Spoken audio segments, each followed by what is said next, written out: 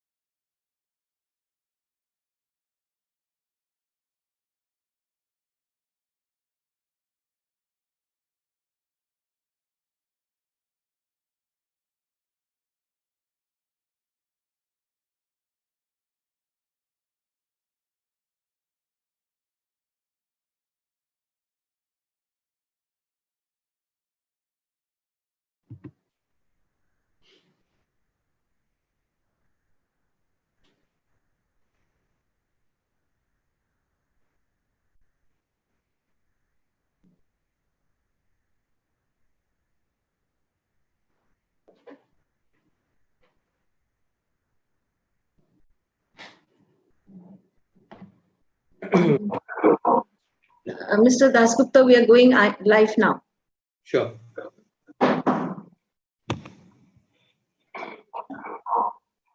Mr. Dasgupta, we are going live now.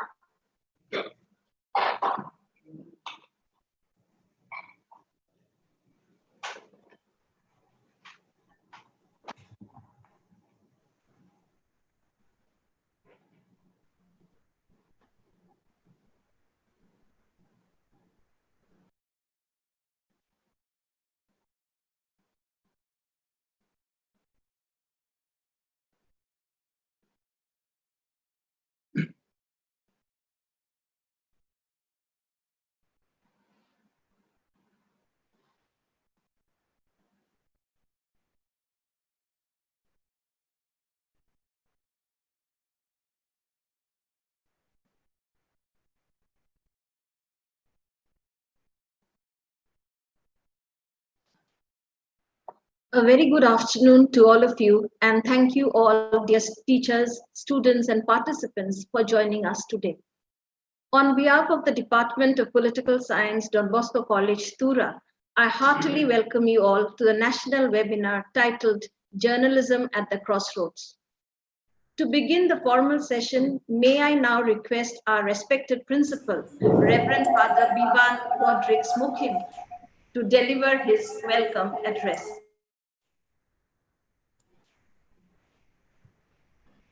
A very good afternoon to everyone.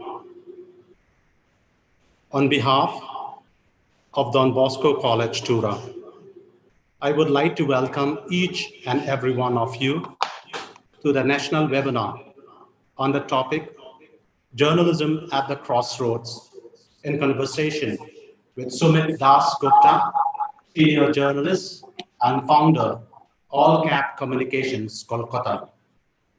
As I welcome each and every one of you to this webinar, I would like to express my sincere words of thanks to all those who made this webinar possible. I place on record my sincere thanks to the Department of Political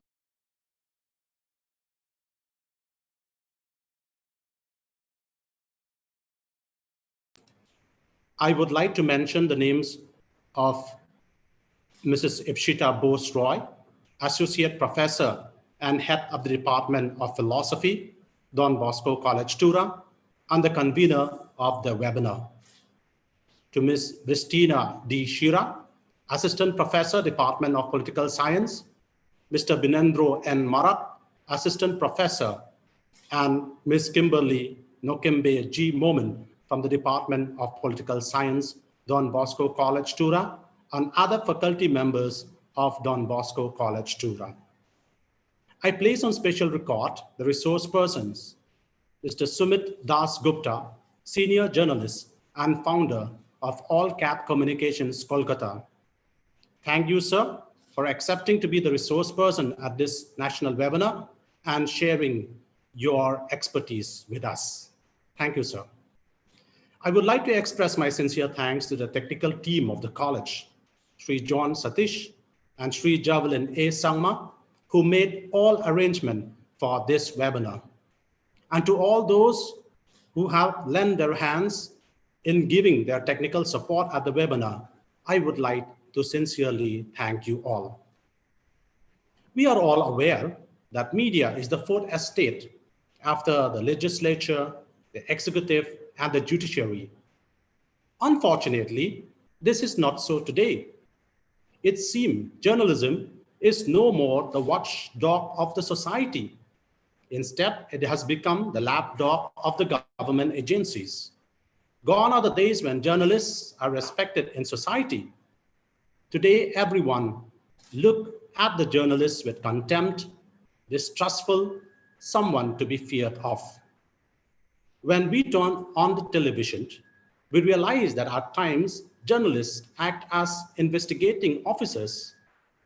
In India, the 24/7 news channels aired only one discussion, one debate, one suicide, one topic, that is the suicide of Sushant Singh Rajput. Unfortunately, SSR is given better preference and better airtime than the former president of India, late Pranab Mukherjee. I was in a surprise that on the day of the cremation of the late president, few television channels give live coverage of the event. With this situation that we see around us, I'm happy that the Department of Political Science, Don Bosco College, Tura, has taken this important topic on journalism at the crossroads for discussion during this national webinar. May this webinar help each one of us to understand where we are heading and the role we need to have to safeguard our nations as conscious citizens. Once again, welcome to the resource person, welcome to the faculty members of Don Bosco College, Tura, and to all my dear participants, a very warm welcome and a very good afternoon. Thank you and have a wonderful learning. Thank you, Father. With the COVID-19 having become part of a routine vocabulary, it seems as though the pandemic has imposed a sense of terrifying uniformity across the globe. Caste, class, language, gender, nationalities, countries, and continents are all affected alike. In such a situation, what is the role of a journalist, the chronicler of present times? Will technology, the buzzword of the 21st century, become the journalist's handmaiden in scripting the present? To know this and much more, we have with us today Mr. Sumit Dasgupta, formerly with the Telegraph and presently in All Cap Communications, to share his thoughts and answer our queries. Before we start the session, a brief introduction about our resource person. Mr. Sumit Dasgupta is a senior journalist, having spent 24 years at his first job with the ABP Group in Calcutta, before moving on to set up his own content and consultancy firm.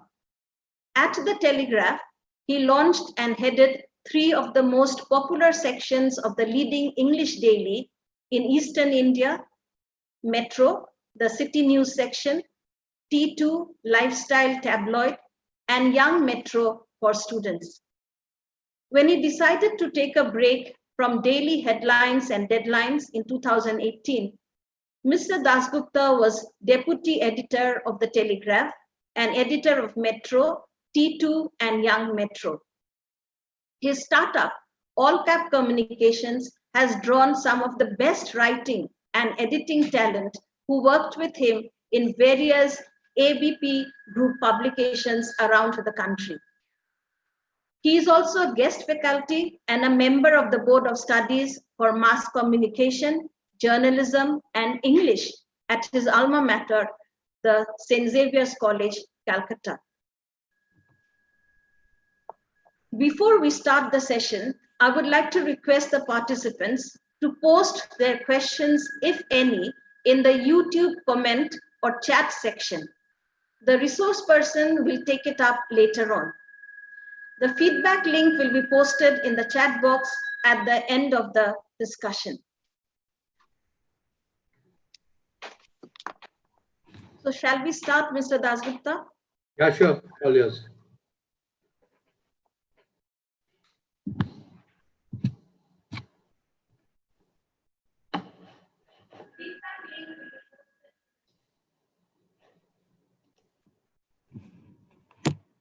Shall we start? Yes, please.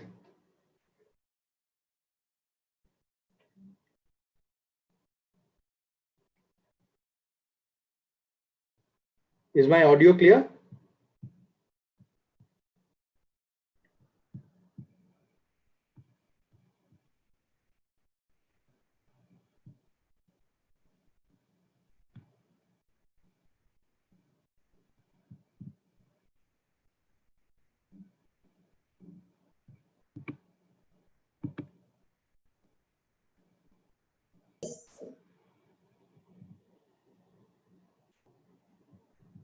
Yes, sir, you are audible. My connection is wrong. Yeah, something seems to be the problem with the connection. Yeah, you can start now, sir. No, but my connection is wrong.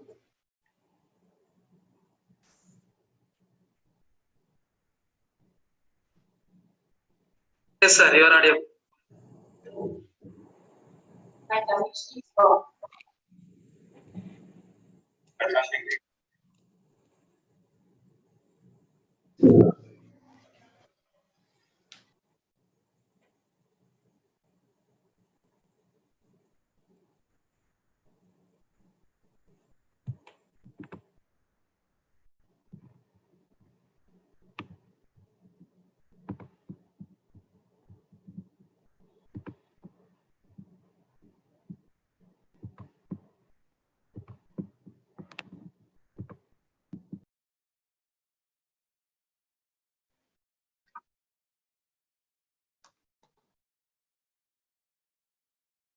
Can you hear me, Mr. Dasgupta?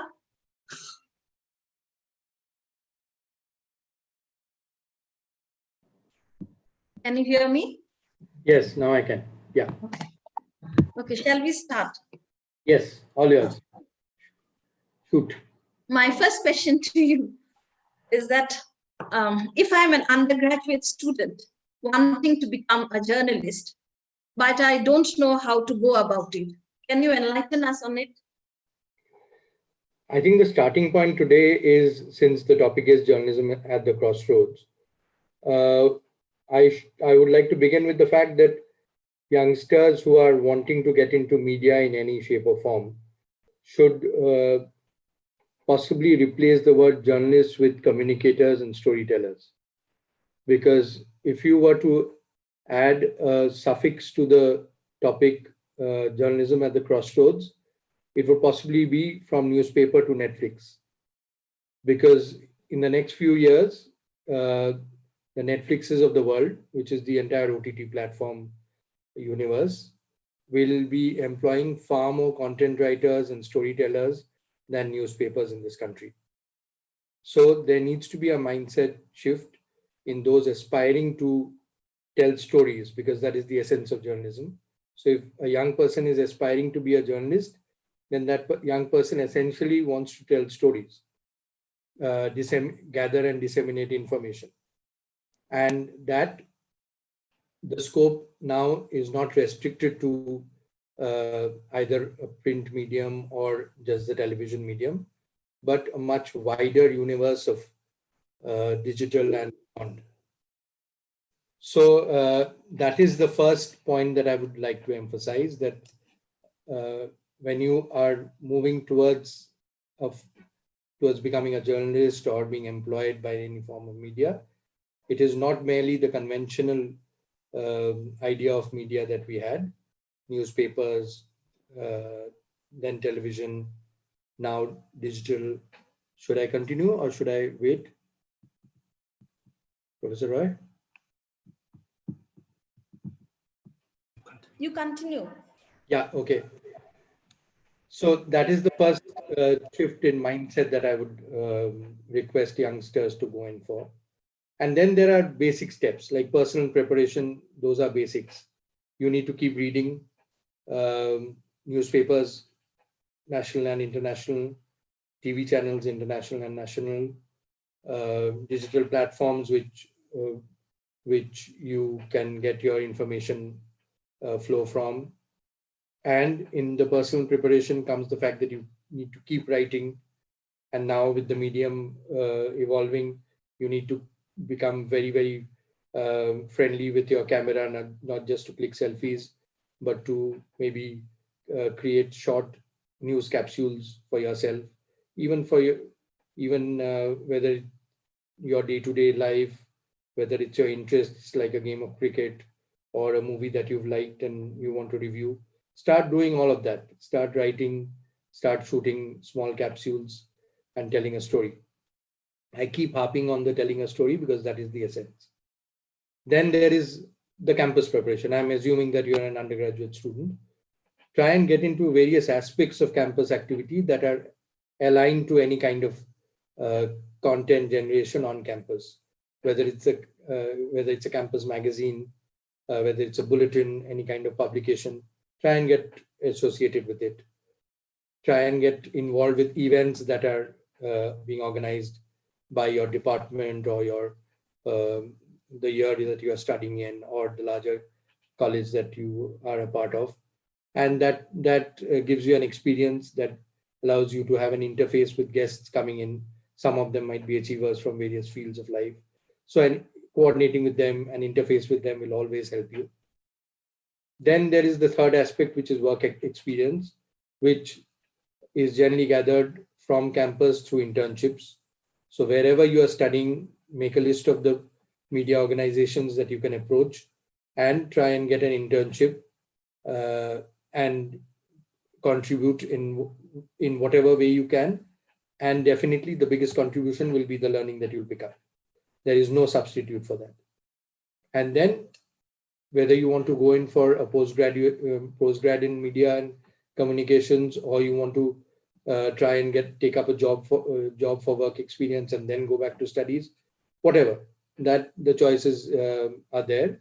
But while you are in college, don't sit idle. The preparation should begin now, on campus, at home, among your friends, and preferably a short stint in any newsroom, wherever you can get it.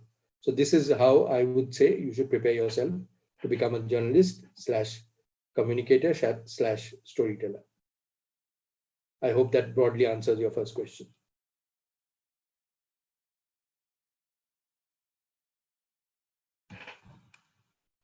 I think there's a problem with the link again.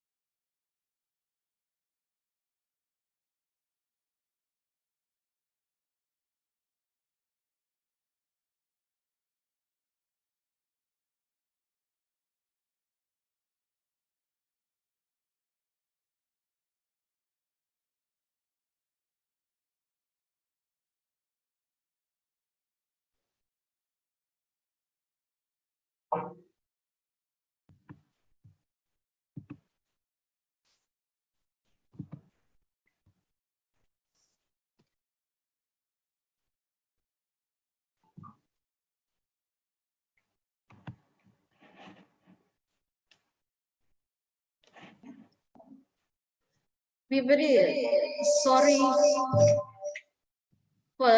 as our internet connection is very unstable today. Yeah, now it seems to be clear. Yeah, hopefully it continues like this. Right. Shall we move on to the next question, Mr. Dasgupta? Right. Do you think, do the students need any special attributes to start out as a young journalist? This is one field where attributes, like unlike studying to be a mathematician or a scientist, here I think the skill sets are far more general, where the first attribute I think is curiosity. You need to be curious about things that are going on, whether it's in the hyper-local space around you or in your part of the city, in your country, and that extends to the world. So therefore, one is you have to be curious at least about a few things. I'm not saying that you need to know everything, try and know everything about everything, but at least the fields that you are interested in, whether it's sports, cinema, politics, uh, various aspects of life, whatever you are interested in, try and dig deep into those. And for that, the first attribute is curiosity. You have to be curious. If you say that you are a cricket fanatic, then you better know statistics. You should know what kind of strike rate Virat Kohli bats at. How is he better chasing, or is he better in the first innings? So these kind of things you should then get into, because a casual interest should not remain a casual interest. You should pursue it more seriously and pick up as much information about your interest areas as possible. Similarly, whether it's politics, then you should know that if a state is going to the elections, then how many assembly seats are there, what were the results last 5 years ago. So whatever your interest areas are, what you discuss with your friends and family, those things you need to keep gathering more and more information about. Second is craft. If you are curious and you're picking up information, then the second is how do you process it. That comes with practice, and that is, as I was saying while answering the first question, it's a combination of you keep on writing, that improves your craft of writing.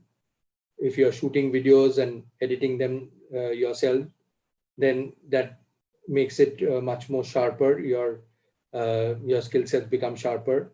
You will soon see that if you're, say, reviewing a film that you watched, the first might be a long ramble of 5 minutes, and then by the time you are doing it, say the 6th or the 7th or the 10th time, you can see that you are actually, in 2 minutes you are much sharper in your presentation, and you are saying exactly what you need to say in the 2 minutes or 3 minutes that a YouTube video is ideally up for. Then is a certain thing which is a sense of knowing things around you and being able to process and package it in a proper way, all tinged with a common sense, a sense of who would like to hear what. That is a very, very essential attribute of being able to gather and then disseminate information. That in this crowd, this is the kind of while you are even presenting an answer or writing an essay on a topic, you know that this is for this audience. If you look at your classical family structure, if you're writing it for your grandmother, you'll write it in a certain way. If you're wanting to impress your father, you'll write it in a certain way. If you're writing it for a friend, you'll write it in a certain way. So various segmentations of how to present yourself to various kinds of audiences grows with various kinds of writing and various kinds of presentment. So that is another thing that you should start cultivating as early as possible. And while moving towards journalism, an attempted career in journalism, you should know the classical differences between what a traditional journalist means. There are two broad areas in the newsroom. One is the desk and the other is reporting. So the reporting is the easier thing to understand. They are the ones who go out and gather information, gather news. They are the bylines that you see in the newspapers. And they are the ones who can become superstars. But in 90% of the cases, what they write is not what you read the next morning. What you read the next morning is what the desk person makes it out to be. the desk person in various capacities either rewrites or edits, in every sense of the term, improves what the reporter has filed or has given. So the desk is the nameless, faceless, anonymous foot soldier who never becomes a star outside the newsroom, but he or she is as vital, if not more vital, to the entire process of news than the reporter. So it is actually a symbiotic relationship between a reporter and a desk person that produces a good or a great newspaper the morning after. That was the classical definition in the print medium. With television, it changed a lot because the people going out to report were giving the P2C or the P2 camera, and they became both the reporter and the writer and the editor rolled into one. So that changed with television. And now with digital, it's becoming even more seamless without any boundaries between information gatherer and information processor. So whichever reporter is going out to gather the news or the information is immediately asked to package and process it by making a capsule out of it, giving a voiceover, editing himself or herself. So the demand is that you become dual skilled, if not multi-skilled. So this is what you need to keep in mind, that becoming a journalist in the modern era does not give you the luxury of doing this and not doing that. You need to be able to do everything in order to survive and then thrive in a modern newsroom. So that is, I think, basically an answer to that. You're mute, Professor. You have to unmute. So you're saying that curiosity is the first mantra, and now with the invention of, with the coming of the digital platform, journalist has become an all-rounder. So we move on to the next question. So is journalism a passport to follow one's passion? For example, say interviewing a cinema star or spending time with sporting heroes? It is. It definitely is in a way. It is one profession that allows young people to reach their quote-unquote stars, and far more easily than any other profession, where you might be a cricket fan and suddenly you might, at the age of 25, get the opportunity to spend time with Virat Kohli. So that is the ultimate for a sports fan going into journalism. So similarly in various professions, whether it's Shah Rukh Khan or Deepika Padukone or Narendra Modi or whatever your interests are, this is one profession which does allow you to get up close and personal with people who are gazed at with awe from afar by millions and millions of people. And suddenly you realize that you become a bit of a superstar, at least among your friends and family, when you start rubbing shoulders with these celebrities who are far removed from our lives. Only they come in through various mediums of television or the cinema screen or the newspaper. But you can actually get access to them and get to know them. But the road to that is a tough one. You cannot, it doesn't come easy to you. So whether you're a sports journalist or an entertainment journalist or a political beat reporter, you need to really put in the hard yards in order to get there. There has to be proper slog in terms of gathering of information. If today you might be asked to interview X, tomorrow you might be asked to interview Y.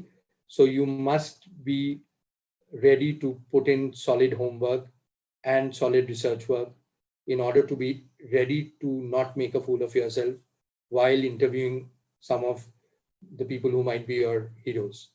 So therefore, it is absolutely essential to be ready to keep reading, keep slogging, keep researching, and keep being up to date about everything that people in your field of interest are doing. So if it's somebody who is a Bollywood reporter. It's not enough to watch Friday films and enjoy yourself. You have to day in and day out track what all the top stars are doing on social media. You cannot afford to miss any of their Instagram posts, their tweets. That has to become your bread and butter. So there needs to be serious slog attached to that. But yes, this is one profession that can open up doors to being with or being up close with celebrities. But there is nothing, no substitute for hard work, I suppose. Then we move on to the next question. One of the big talking points these days is print versus digital journalism. Does one need a separate set of skills for both? Yes, I think I touched upon the fact that you really need to be an all-rounder now. But more importantly, I think one should keep in mind that technology is the medium, it is not the message. Often it is being mistaken as an overwhelming entity which is subsuming all other aspects of the message. But that is not the correct representation of the medium. Technology is a medium. It used to be various forms of print, whether people who came in earlier, it was block print, and then it became machine-led, then it became everything at the push of a button. So just like newsprint evolved, the production of newspapers evolved, then from newspapers it evolved to television, now it's evolved to the digital medium. But one should not lose sight of the fact that the message is the content, is the story, is the information that you are gathering and then disseminating in a way that is palatable to the maximum amount of people. So yes, there is a digital revolution, and therefore that has really taken the world of media by storm. But the basics are the same. And as long as you know which story to pursue, how to pursue it, and then having got the story, how to write it, how to shoot it, how to present it. After that, the medium takes over. But till then, unless the message is done in the proper manner and conveyed in the proper manner, it will not last. So then it is all about whose story endures, whose story is written better, whose story is packaged better on television, whose story is more attractive on the digital platform that all the stories are there on. So it is all about how you are packaging that content. So those basic skills are paramount. The technology will keep evolving. That is part of the evolution of the human race, I guess. Then my next question will be that, especially after the pandemic, do you think that the digital platform will overtake or will remove the print media? Again, I would say that yes, the pandemic has definitely given a shot in the arm, leg, wherever to digital journalism, the digital medium. But there is no empirical data yet to suggest, let alone prove, that print media will roll over and die, especially in the vernacular segment. I think if you look at statistics of vernacular media, then there has, post-COVID, it did take a hit. But as soon as newspapers opened up and distribution systems opened up, vernacular newspapers have not taken that kind of a hit. People have immediately gone back to their morning newspaper, and that is a sign where there is no indication that print is dying in a hurry. The important challenge will be of how to keep the print medium a profitable business. That is a separate whole new discussion actually, where just to give an example, more or less to produce a newspaper, you spend on each newspaper, you spend about roughly 15 rupees. And you cannot charge the consumer more than 5 rupees. So where do you make up the 10 rupees from per unit? You make it up from advertising. So the huge dependence on advertising makes it a very risky proposition, because due to various factors, say like COVID, say like an economic downturn, say the advertiser realizing that he's getting far more traction from the digital medium and television, why invest in print? So all those make print a very precarious business.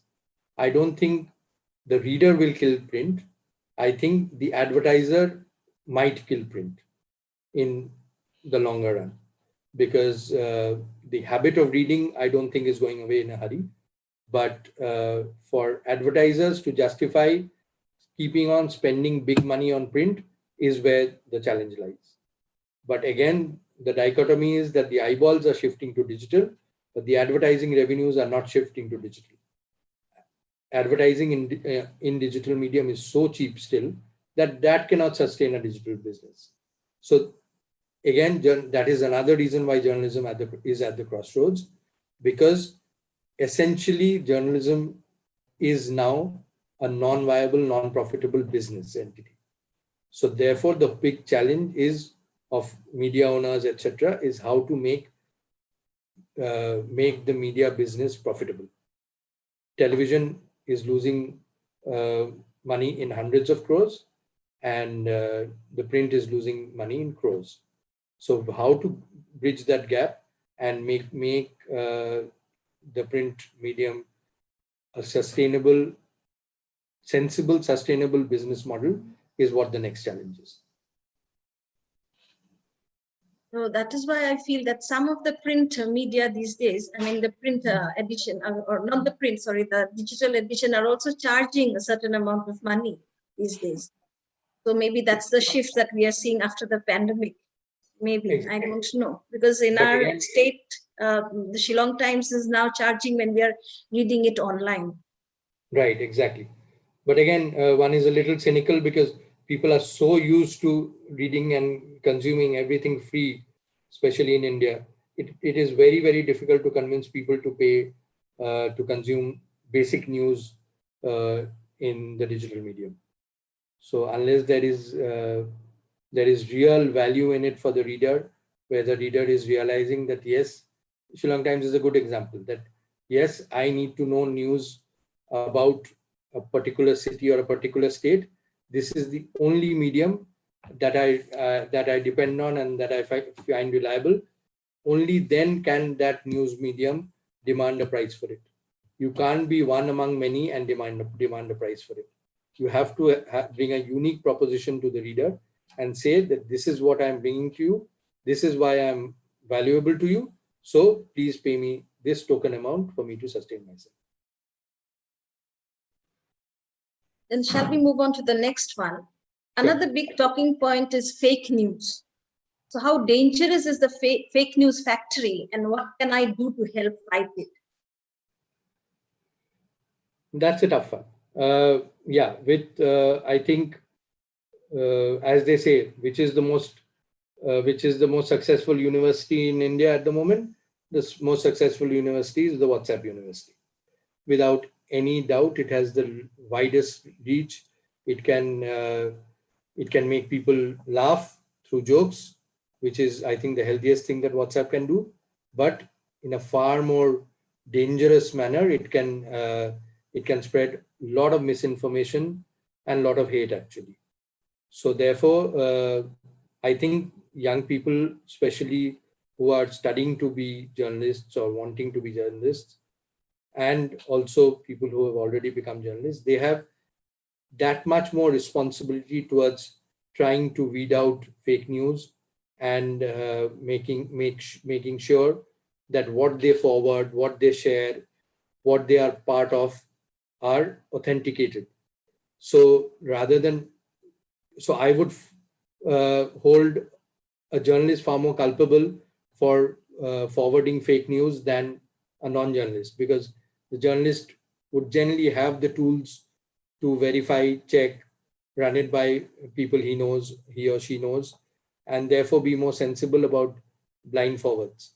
So again, if you are studying to be a journalist or are a journalist, then you as an individual, since the question was that what can I do it? What can I do to help fight it? You have to take on extra responsibility to make sure that you are not perpetuating it. You are not part of the chain which is forwarding and disseminating fake news. But yes, it's a huge, I won't say a problem, it's a crisis, and which can actually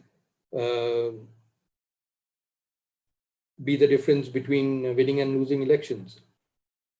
Even if that is an exaggeration, I'm just exaggerating or underlining it because that is how dangerous it can be to a democracy. I think Shashi Tharoor in his last book famously called it the WhatsApp danger of Indian democracy. And I completely agree with him.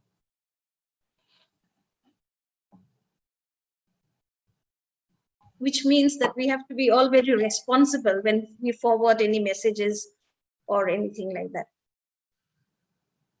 Media, as we know, is going through a crisis of thoughts, with so many publications shutting down and jobs being lost.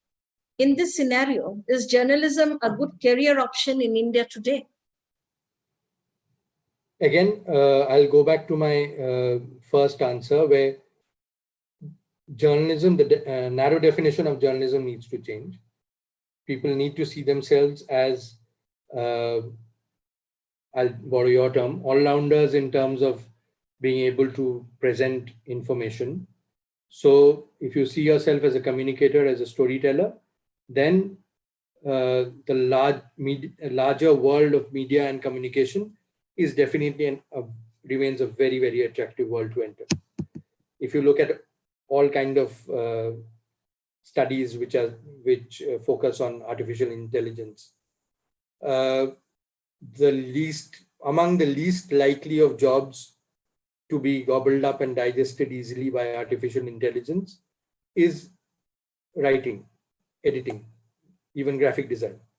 Things which involve a certain amount of personal creativity is what will perish last in terms of the AI pecking order. If you look at AI as a monster which is out to gobble up jobs, then actually writers, editors are far safer in the pecking order than are far more specialized, skilled labor, which is easily replicable by machine.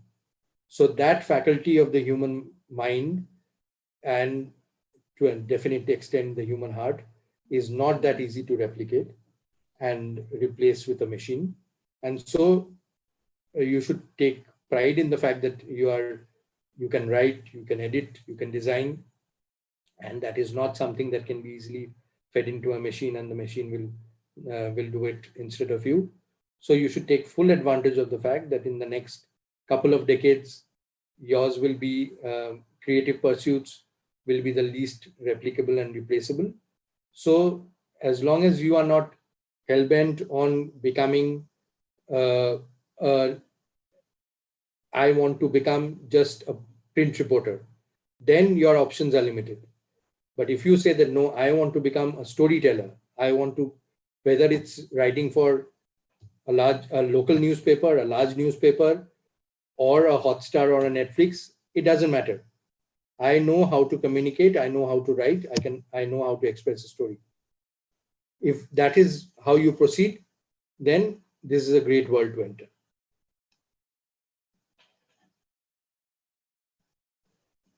That means creativity is something which is very unique to us human beings. Absolutely. And we should. And technology cannot take it away from us.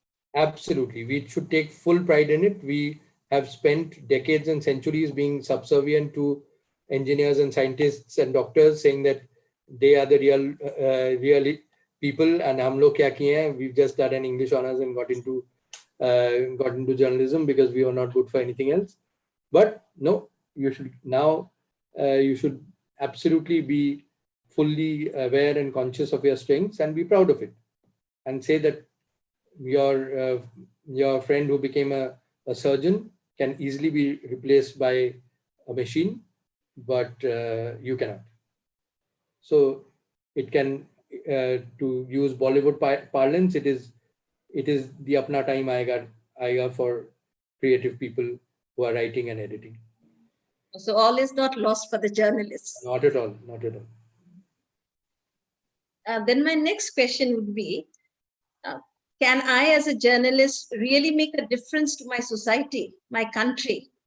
Or is that idealism not practicable anymore? No, I think from our conversation, say, even a small thing about receiving what is clearly fake news and running a check on it, and then forwarding it to whoever is on your contact list with the alert that, listen, this is circulating. I have checked, and you will have credibility because you're a journalist. I have checked, and this is fake. Please don't forward it to anybody else. In your own small way, it's doing a huge service. You never know what that small gesture or small effort on your part can prevent. I'm in the larger scheme of things, it can prevent a riot. It can prevent a local unrest. It can prevent a much larger social evil being perpetrated. So as long as you know that this is what I can do, and even if these are baby steps and these are very quote unquote very small small points or small things that you are raising, in the larger context, I think it is invaluable. So as long as you don't have epic delusions of grandeur that, yeah, I'm more important than the Prime Minister or the Chief Minister, etc., etc. As long as you're honest to yourself and your profession, and you realize that within this space, I can make a difference, whether in your whether just by writing a story that or shooting a story which highlights a social evil, even a basic thing like getting a road in front of a hospital repaired. It might be a story to which the civic authorities respond and get the road repaired. Maybe it's just a 24-hour, 48-hour exercise. But how many people are you actually helping with that one small story of all the patients who are coming to that hospital and who had been facing difficulties, and the ambulances were hitting a pothole, or somebody ailing was coming in a car and was feeling even more unwell because of this condition of that stretch of road. So really don't let it go to your head. Don't think that that you are all powerful, or you're saving a life a day or anything of the sort. But within your ambit of and scope of work, as long as you do it with a certain amount of honesty and sincerity, you will be making a difference.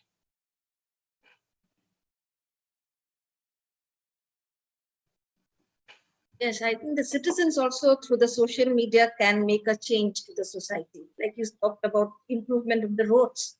We can shoot a video and put it on social media and make a change. And journalists, definitely they can do much more because they are always on the lookout for more news. Okay, we now move on. Just to continue with that, I am all for starting small and aiming small, rather than thinking grand and saying that since I can't make that grand a difference, so let us not do anything at all. So don't be cynical about it. Don't have grand delusions about what you might achieve, but absolutely do the basics, and you will make a lot of difference, even by doing small basic things. Okay. So next, we move on to the next question. Do you think students taking journalism as a career have a scope to shift into other fields later in their career? What may be the options? Is it true that once a journalist is always a journalist? 20 years ago, the answers would have been different. But now, especially as I keep emphasizing that we are in this phase of from newspaper to Netflix, the opportunities that are opening up in allied creative fields are enormous. So whether you're going into writing books, selling those rights of those books and collaborating. There are colleagues of mine who are journalists for many years. Then they become authors. Then they become part of what they call writers' rooms for all these OTT platforms like Netflix, Amazon Prime, Hotstar, where they just look for people who can write stories, who can frame stories like journalists are taught to do, and the way they do it. And so you never know how many doors can open up in how many ways, and that is the truth. Yeah, some journalists we see nowadays, they're also taking up to teaching as their profession. Yes, absolutely. That is absolutely more mainstream. But yes, teaching and guest lectures, etc., etc. Yes. Absolutely there. Now we come to the last question. I just need a 1 minute break. Somebody's at the door. I'll just answer the door and come back in 30 seconds. Thanks.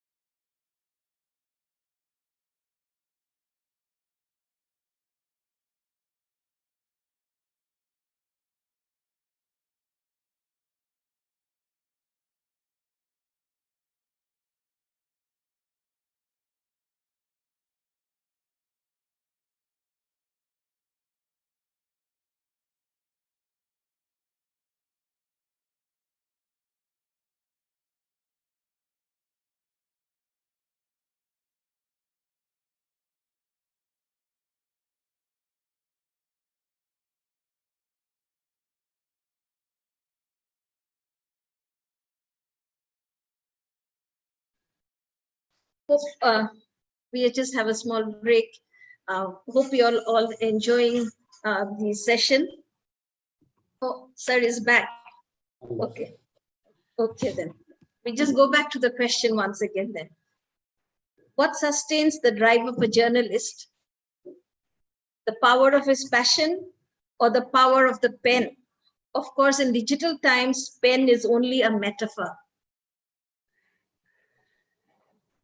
Yes, I think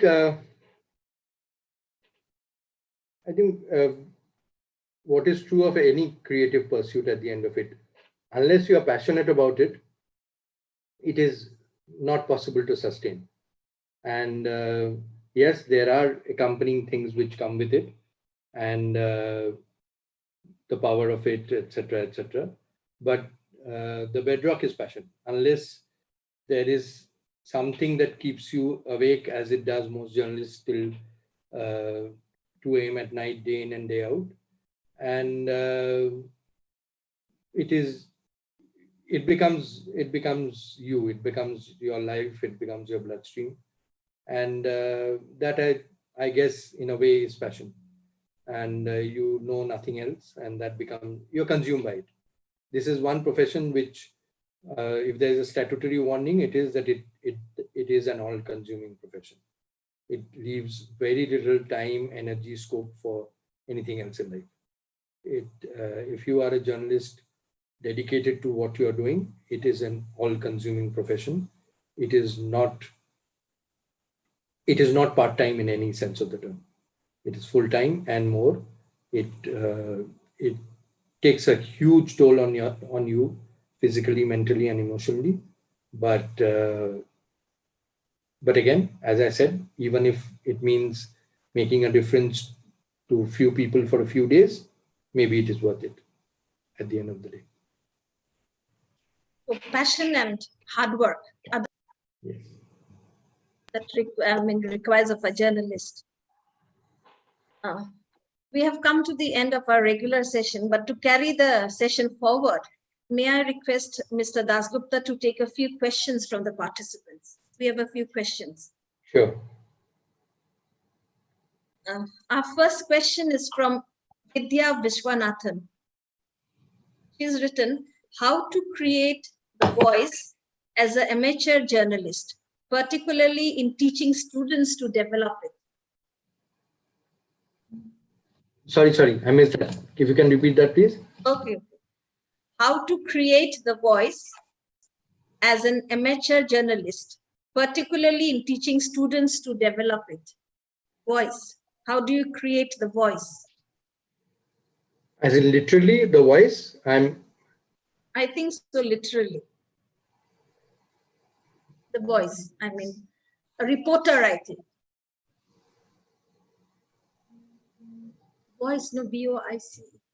How you think? I mean, for example, for a reporter, when they, how will the people listen to a journalist or something like that? How you present or the voice? Yeah. Okay. How do you develop the voice?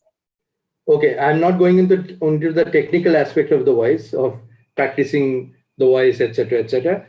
What you need to be is, you from an early age and stage, you should try and have a distinct voice. That is how I would interpret the voice, where you should,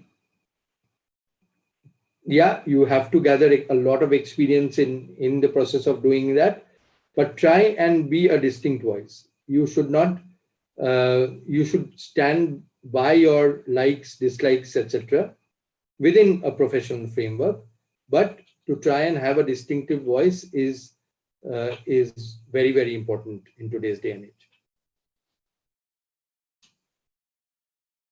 Hope that satisfies you, Ms. Vidya. We have another question from Mr. Solomon. He has said, the trend of representation of Northeast news in national dailies is very low. What have you got to say about it? Yes, that is a fact of life. That is an absolute fact of life.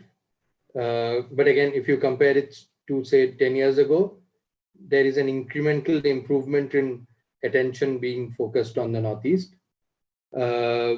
Luckily, I've spent my whole work life in a house which was headquartered in the East, and therefore there was always special emphasis on the Northeast. The Telegraph had a separate Northeast section, etc. But the Delhi papers and the Bombay papers, definitely, Northeast is not on the map as much as it should be. And that again is that vicious cycle of advertising revenue, having to justify what and who you write about. So if there were more, it's a vicious cycle of, unless there are more advertisers in the Northeast, there will not be enough news generated for and of the Northeast. And but the good thing is, I think the next 10 years will be the triumph of hyper local news, especially in the digital format, where it will be a far more federal news system, federal media system. It will not be top down from Delhi or Bombay, and hyper local will be the way forward, because people will demand that. So once that becomes the mantra, then I would rather have an East and a Northeast standing up and telling Delhi and Mumbai that we don't need to know about you.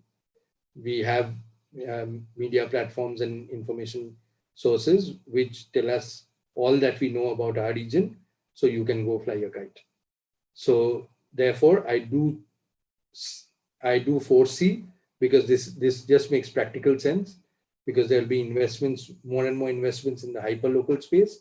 There will be more and more targeted news dissemination to a hyperlocal audience who really want to know about themselves and their lives. That is the only solution. I hope that answers your question, Mr. Solomon. We have another two questions. One is from Mr. Shamar Shaha. He says, how the common people make a difference between good news and fake news. That if anybody had that answer, then they could have retired happy. But yes, there are now lots of technological tools coming in to check for fake news, algorithms and things which colleagues of mine who are technologically proficient would have been much better to address this. I already see on my office group that there is general math that I've been talking about artificial intelligence because I'm completely technologically challenged. But yes, more and more tech tools will come to identify and call out fake news. So there needs to be far more transparency in dissemination of that. That please check this news through this or run it through this kind of check, etc. It's evolving. I hope it evolves fast. But otherwise, the thumb rule should be that if it is potentially dangerous, damaging, then just err on the side of caution. Before you press that send button and send it to 20 of your acquaintances and friends, just be a little cautious and ask yourself that this is potentially a dangerous or damaging piece of information to circulate. Should I just run it by somebody I know who and see whether this is actually correct or not? We have another question from Mr. Om Prakash Pandey. He says, kindly differentiate between journalism for self and journalism for masses. For self, okay. And journalism for masses.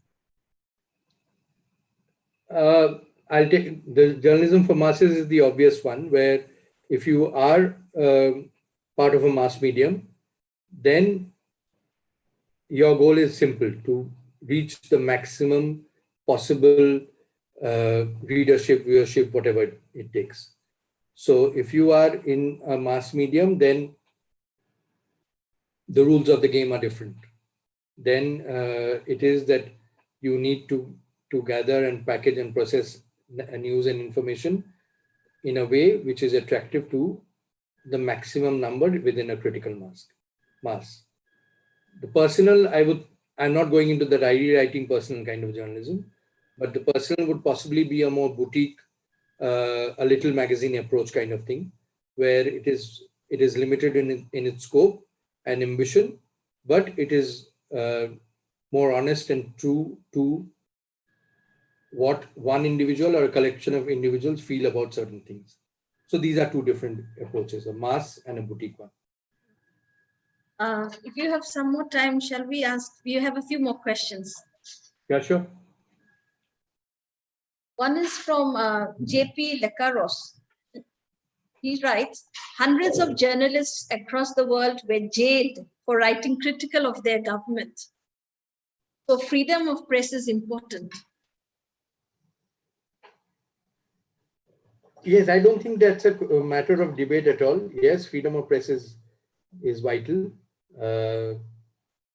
Again, both are realities that freedom of press should be non-negotiable. But the fact of the matter is that people in power, irrespective of any kind of, I'm not even going into party politics, but people in authority do not become less and less tolerant about hearing criticism. So it is not party specific, it is power specific. People in power do not appreciate or like hearing things that they don't want to hear. So this is an eternal tussle, which some might say we are going through a heightened phase in India today. But this is something which was, is, and continue to be. And media will just have to negotiate it. It's as simple as that. Wishing it away doesn't help. It will remain a fact of life. But again, hopefully within maybe there'll be good as they say in COVID times, that you'll have good days and bad hours. So as long as that is the proportion for freedom of the media, it is fine. What is worrisome is if you have good hours and bad days, which is when it becomes alarming. A question, more or less a similar question from Ceci, D. Ceci. She writes, what should be the present day journalists be wary of? The powers that be, the latent prejudices which run through society. What should the present day journalist be wary of? The powers that be or the latent prejudices which run through society? I think powers that be is a continuum in one sense of the term, that the people in power will keep changing, and it is almost a known threat to media. Whoever is in power and in whichever capacity, I'm not just saying political power, but far more significant is the media's responsibility towards society. And therefore, for me, the second aspect of the question is far more significant, because it is who you cater to. If your circulation, if you're looking at a newspaper, if your circulation is, say, 1 lakh, 1,000 out of that might be people in power. The rest are all is society. So in terms of who is making you an entity to reckon with, whether you're a newspaper or a television channel or a wire service or a digital platform, is society at large. So for me, addressing those societal issues is far more important than being paranoid about the powers that be. Maybe we'll take 1 or 2 more questions. Will that be okay? Right. Yeah, 2 more. Okay. Done. Okay, 2 more. Okay. Okay. One question. This is how to study about the rules and regulations in journalism, because we can see that in media industry, everything is free to publish, but there should be some rules and regulations. Believe me, there are lots.